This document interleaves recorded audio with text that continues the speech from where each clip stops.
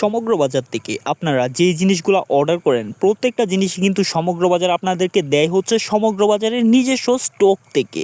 মোটামুটি সব জিনিসই সমগ্র বাজারের স্টকে রয়েছে। এর মধ্যে সবথেকে কষ্টকর ছিল হচ্ছে মাছ অ্যান্ড মাংস।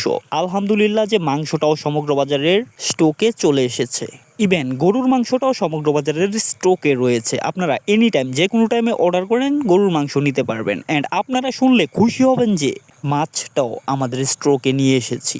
পাকুন্দিয়া বাজারে সবথেকে ভালো মাছ যে ব্যবসায়ীদের কাছে পাওয়া যায় সেই ব্যবসায়ীদেরকে সমগ্র বাজার কিন্তু ব্র্যান্ডর হিসাবে সমগ্র বাজারে অ্যাড করে নিয়েছে। এক্ষেত্রে কি হবে, যেহেতু ওই মাছ ব্যবসায়ীরা আমাদের ব্র্যান্ডর, সমগ্র বাজারের সাথে ওরাও পার্টনারশিপে রয়েছে।